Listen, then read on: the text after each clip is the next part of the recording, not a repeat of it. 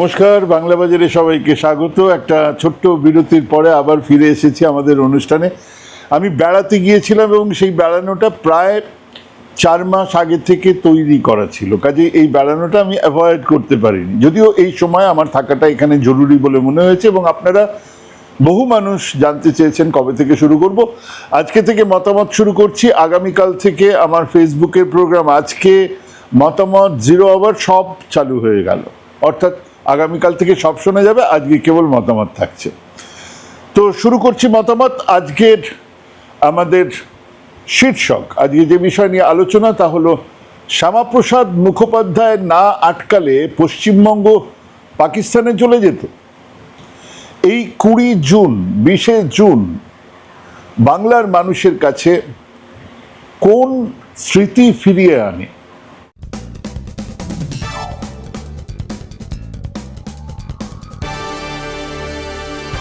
শুরু করার আগে আবার বলি যে সাবস্ক্রাইব করুন, আমাদের চ্যানেল সাবস্ক্রাইব করুন, যদি পারেন সদস্য হন, মেম্বারশিপ নিন। আলোচনা শুরু করছি। এই 20 জুন 20 জুন আমাদের বাঙালির কাছে কোন স্মৃতি বয়ে আনে? এটাকে কি উদযাপন করা উচিত? বহুবার আগেও বলেছি, ইনফ্যাক্ট মাত্র কবছর আগে আজকের মাননীয় মুখ্যমন্ত্রী শুভেন্দু অধিকারীও অনেকবার বলেছেন যে স্বাধীনতা সংগ্রামের সময় বিজেপির উত্তরসূরি আর আরএসএস বা হিন্দু মহাসভার ভূমিকা ছিল বিশ্বাসঘাতকের।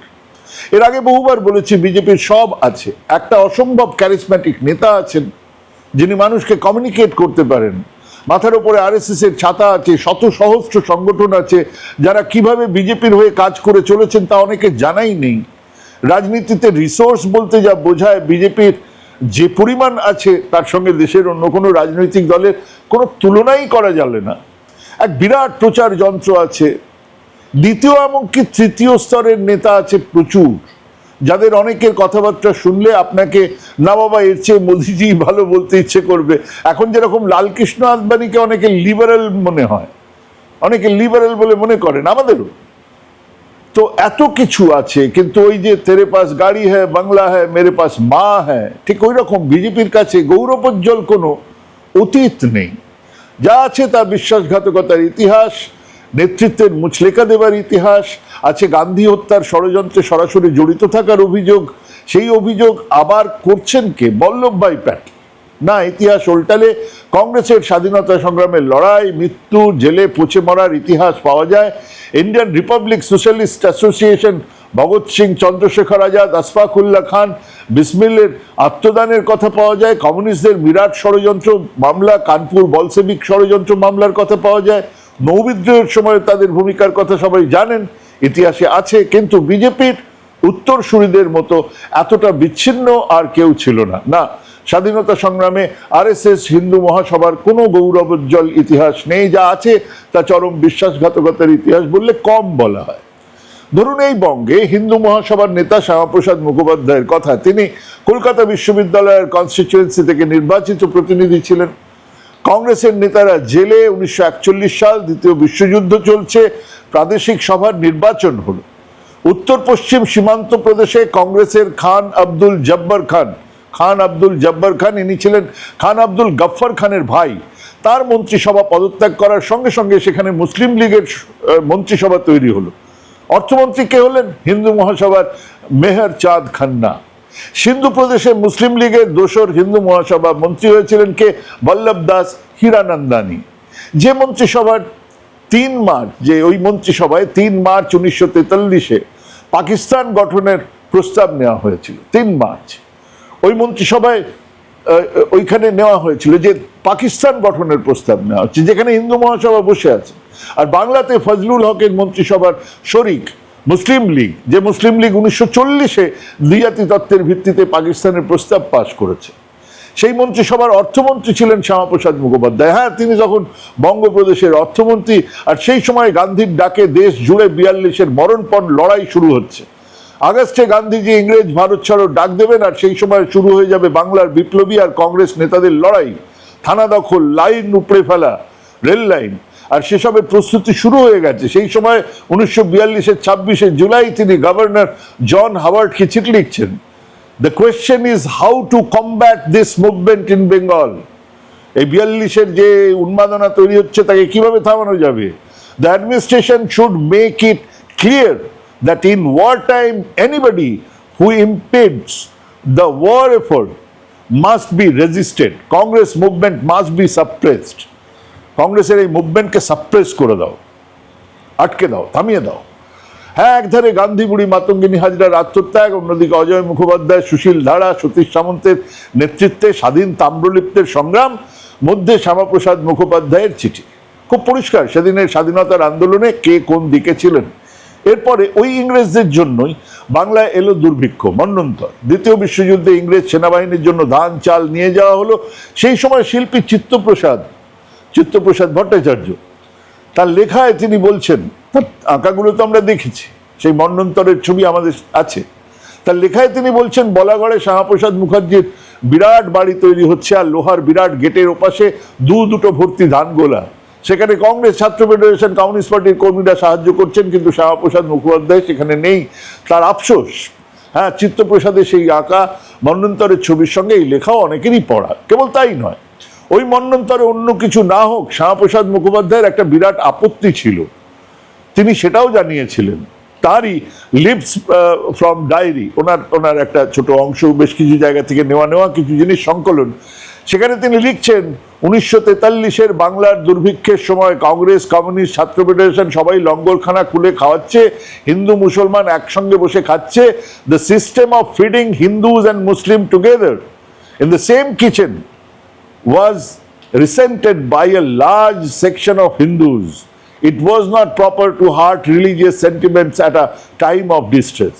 ঠিক সেই সময় ইন্ডিয়ান ন্যাশনাল আর্মি সর্বাধিনায়ক নেতাজি সুভাষচন্দ্র বসু তার শিখ, হিন্দু, মুসলমান আর খ্রিস্টান জেনারেলদের সঙ্গে নিয়ে একসঙ্গে খেতে বসছেন।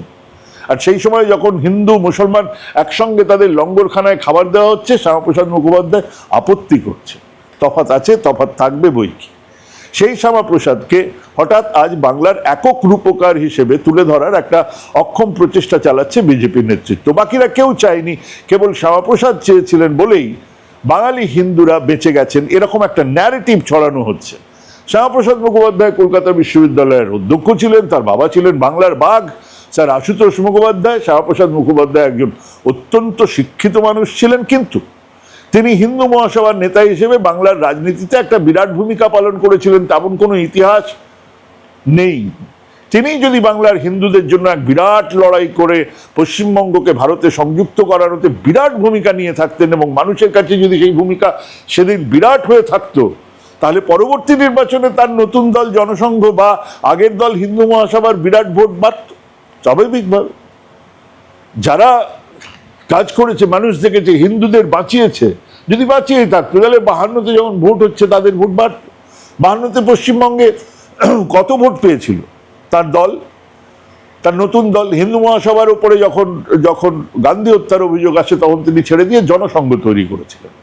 জনসংঘ পেয়েছিল 8টা আসন, ভোট পেয়েছিল 5.58%। হিন্দু মহাসভা পেয়েছিল 4টে আসন, ভোট পেয়েছিল 2.37%। কংগ্রেস পেয়েছিল 150টা আসন, ভোট পেয়েছিল 38.82%। কমিউনিস্ট পার্টি পেয়েছিল 28টা আসন, ভোট পেয়েছিল 10.76%। মানে খুব পরিষ্কার, সেদিন মানুষ কংগ্রেসের পক্ষেই ছিলেন, বিধান রায়ের পক্ষে। অতুল্য ঘোষ, দেবেন্দ্রলাল খান, এইসব নেতাদের জনপ্রিয়তা শ্যামাপ্রসাদ মুখোপাধ্যায়ের থেকে কিঞ্চিত বেশিই ছিল। শ্যামাপ্রসাদ মুখোপাধ্যায়ের ডাকে বিজ্ঞানী মেঘনাথ সাহা তার সভাতে হাজির হয়েছিলেন। এটা নিয়ে বিরাট একটা প্রচার করা হয়, এটা ঠিক। তেমন এটাও ঠিক যে ওই ডাক্তার মেঘনাথ সাহা শরৎ বসুর তৈরি করা ইউনাইটেড সোশ্যালিস্ট পার্টির প্রার্থী হয়ে দাঁড়িয়েছিলেন। তাদের সঙ্গে জোট ছিল কমিউনিস্ট পার্টির। সেই শরৎ বসু যিনি 1950 সাল মানে মারা যাওয়ার আগে পর্যন্ত ঐক্যবদ্ধ বৃহৎ বাংলার দাবিতে লড়ছিলেন। ওদিকে শ্যামাপ্রসাদ মুখোপাধ্যায়ের সম্মতির অপেক্ষা না করেই ভারত বিভাজনের সিদ্ধান্ত নিয়েছিল কংগ্রেস নেতৃত্ব। তাদের কাছে আর অন্য কোনো উপায়ও ছিল না। প্যাটেল, নেহেরু বুঝেছিলেন বিভাজন ছাড়া স্বাধীনতা সম্ভবই নয়। এই চূড়ান্ত সিদ্ধান্ত গান্ধীকেও জানানো হয়েছিল, আর সেই কারণেই গান্ধীজি নিজেকে সরিয়ে নিয়েছিলেন। দেশের প্রথম মন্ত্রিসভার বাংলা থেকে শ্যামাপ্রসাদ মুখোপাধ্যায় ছিলেন। দেশের যে প্রথম মন্ত্রিসভা হলো, সেখানে কোনো দল দেখা হয়নি। শ্যামাপ্রসাদ মুখোপাধ্যায় মন্ত্রী ছিলেন, প্রধানমন্ত্রী নেহেরু, স্বরাষ্ট্রমন্ত্রী প্যাটেল। তারা যখন শপথ নিচ্ছেন, তখন গান্ধীজি একলা বসে চরকা কাটছেন। যা বলার সেটা হলো, কংগ্রেস নেতৃত্ব বাংলা আর পাঞ্জাব বিভাজনের সিদ্ধান্ত নিয়েছেন বহু আগেই, আর তার জন্য তাদের শ্যামাপ্রসাদ মুখোপাধ্যায়ের উপর নির্ভরশীল হবার সামান্যতম কারণ ছিল না। কেন? কারণ সাধারণ আসন, 3টে ভোট হয়েছিল। একটা ভোট হচ্ছে গিয়ে গোটা বাংলাটা কোন ধারে থাকবে, গোটা বাংলা যাবে কি বাংলাদেশে মানে পাকিস্তানে না ভারতে। তো গোটা বাংলায় স্বাভাবিকভাবেই সেখানে মুসলমান আসন অনেক বেশি ছিল, তারা রায় দিয়েছিলেন পাকিস্তানে যাবে। এবারে এলো যে গোটা বাংলার মুসলমান আসন, যেগুলো মুসলমান বহুল যে জায়গা, সেখান থেকে যে নির্বাচিত প্রতিনিধি তারা কোন দিকে রায় দিচ্ছেন, তারা বললেন আমরা পাকিস্তানে যাব। এবারে হিন্দু প্রধান যে যখন আসনগুলো এলো, সব হিন্দু নয়, এখানেও মুসলমান ছিলেন, এখানে যখন এলো তখন দেখা গেল যে 58 জন রায় দিয়েছেন তারা থাকবেন, তারা পশ্চিমবঙ্গে থাকবেন, মানে পশ্চিমবঙ্গ তৈরি হবে, ভারতবর্ষে থাকবেন।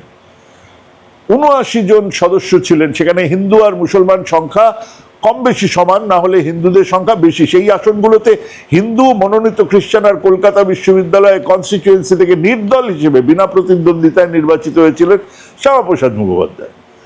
বাকি এই 79 জনের মধ্যে 21 জন ছিলেন মুসলমান, তারা প্রত্যেকেই পশ্চিমবঙ্গ তৈরি করার বিরোধিতা করেছিলেন। বাকি 55 জনের মধ্যে 54 জন কংগ্রেস সদস্য, 1 জন মনোনীত সদস্য, 2 জন কমিউনিস্ট পার্টির সদস্য আর 1 জন নির্দল সদস্য হিসেবে নির্বাচিত। কিন্তু হিন্দু মহাসভার নেতা শ্যামাপ্রসাদ মুখোপাধ্যায় ভোট দেন, মানে 58-21 ভোটে পশ্চিমবঙ্গ তৈরির সিদ্ধান্ত হয়। 58 জন। এবারে শ্যামাপ্রসাদ মুখোপাধ্যায় যদি ভোট না দিতেন কি হতো? 57-21 হতো। কিন্তু কংগ্রেসের 55 জন সদস্য নেহেরুর নির্দেশে সেদিনকে ভোট দিয়েছিলেন। শ্যামাপ্রসাদ মুখোপাধ্যায় একবার নয়, বেশ কিছু চিঠিতে নেহেরু প্যাটেলকে বঙ্গ বিভাজনের কথা লিখেছিলেন, তার বিরুদ্ধে লিখেছিলেন। এবং তার বহু আগেই সেই সিদ্ধান্ত যে কংগ্রেস নিয়েছিল, বঙ্গ বিভাজনের সিদ্ধান্ত নিয়েছিল, তার বহু প্রমাণ আছে। 44 সালে রাজাগোপালাচারী বাংলা পাঞ্জাবের বিভাজনের কথা বলেছিলেন। নেহেরু প্যাটেল বাংলা পাঞ্জাব বিভাজনে সম্মতি জানিয়েছিলেন। 3রা জুন মাউন্টব্যাটেন অ্যাওয়ার্ড, তার পরিকল্পনাতে ওই বাংলা আর পাঞ্জাব বিভাজনের কথা পরিষ্কারভাবে বলে দেওয়া হয়েছে। এরপরে 20 জুন একটা আনুষ্ঠানিক ব্যাপার ছিল মাত্র। এর মধ্যে খুব পরিষ্কার এক প্রচারও চলছিল, সেখানেও বাংলার কংগ্রেস নেতারা পশ্চিমবঙ্গের সওয়াল করছিলেন। এই দাবিতে সভা সমিতির যে গরিষ্ঠ অংশ, সেটা ছিল কংগ্রেসের। কমিউনিস্টরা নিমরাজি হয়ে প্রস্তাবের পক্ষে ভোট দিয়েছিলেন, কারণ তারা বুঝেছিলেন এই বিভাজন অনিবার্য, আটকানো যাবে না। জ্যোতি বসু লিখছেন যে আমাদের অত সামর্থ্য নেই। 3রা জুন 1947 আসলে এই বিভাজনের রূপরেখা তৈরি হয়ে যায়, যেখানে একক শ্যামাপ্রসাদ মুখোপাধ্যায়ের আলাদা করে কোনো ভূমিকা থাকা সম্ভবও ছিল না। এটা এমন একটা সিদ্ধান্ত যা সর্বভারতীয় স্তরে নিয়েছিল কংগ্রেস নেতৃত্ব। দেশ বিভাজনের, বাংলা পাঞ্জাব বিভাজনের, তা নিয়ে হাজারো প্রশ্ন থাকতে পারে। সেই বিভাজন এই উপমহাদেশের ব্রিটিশদের স্বার্থ রক্ষার জন্যই হয়েছিল কিনা তা নিয়ে প্রশ্ন উঠতেই পারে। সেই বিভাজন তত্ত্বের প্রথম উদ্গাতা ছিলেন সাভারকর। তিনি তুলেছিলেন দ্বিজাতি তত্ত্বের কথা, যা পরে জিন্না লুফে নিয়েছিলেন, কিন্তু সেসব তো এক অন্য প্রসঙ্গ। আজ যখন আরএসএস হিন্দু মহাসভার উত্তরসূরি বাংলার শাসক দল হিসেবে নিজেদের প্রতিষ্ঠিত করেছে, তখন তাদের সেই অতীত গৌরবের দিকে তাকাতেই হচ্ছে, যে অতীতে খুব বিরাট কোনো গৌরবজনক অধ্যায় নেই। আমাদের বাংলার রাজনৈতিক সামাজিক গৌরব এক উদারবাদের মধ্যে নিহিত, যেখানে শক, হুন, দল, পাঠান, মোগল এক দেহে লীন হয়ে যায়, যেখানে পূরব পশ্চিম পাশে তব সিংহাসন পাশে প্রেমহার হয়ে গাথা। সেই সামাজিক রাজনৈতিক প্রেক্ষিতটাকে বদলে দিতে বর্তমান সরকারের এই সামান্য আয়োজন কি যথেষ্ট? আমরা কি নিছক প্রচারে আমাদের বিভাজনের সেই ইতিহাসকে নিয়ে আবারও এক ঠাট্টা তামাশাতে মগ্ন হব? ইনফ্যাক্ট বিজেপি তো 14ই আগস্টকে এক ঘোর অন্যায়ের দিন, দেশ বিভাজনের দিন হিসেবে পালন করে। তা যদি সত্যি হয়, তাহলে 20 জুন বাংলা বিভাজিত হলো, সেই দিনটাকে খামোকা পশ্চিমবঙ্গ দিবস হিসেবে উদযাপন করার কারণটা কি? আমিও কি সেই গ্রেট বিট্রেয়ালের দিনটাকে উদযাপন করব? না মশাই, অমনটা হবে না। আমি বাঙালি হিসেবে নিজের পরিচয়ের সঙ্গে জড়িয়ে থাকা ইতিহাসকে মনে রেখে দেব। গান্ধী বলেছিলেন আমার মৃতদেহের ওপর দিয়ে বিভাজন আসবে। একটু হেরফের হয়েছে বই কি, বিভাজনের পরে ওনার মৃতদেহ লুটিয়ে পড়েছিল দেশের রাজধানীতে। সেদিনের ভারত বিভাজন ছিল গান্ধীর মতের বিরুদ্ধে। সেদিন বাংলা পাঞ্জাব বিভাজন ছিল গ্রেট বিট্রেয়াল। হ্যাঁ, এক চলচ্চিত্র পরিচালক সারাটা জীবন ধরে সেই গ্রেট বিট্রেয়ালের কথা বলে গেছেন। দোহাই আলী বলতে বলতে সেই ট্রেনের লাইন এসে থম করে থমকে দাঁড়ায় সেই সীমান্তে আটকে যায়। নায়ক হাত দেখায়, ওই দেখো, ওইখানে আমার দেশ ছিল, আমার গ্রাম।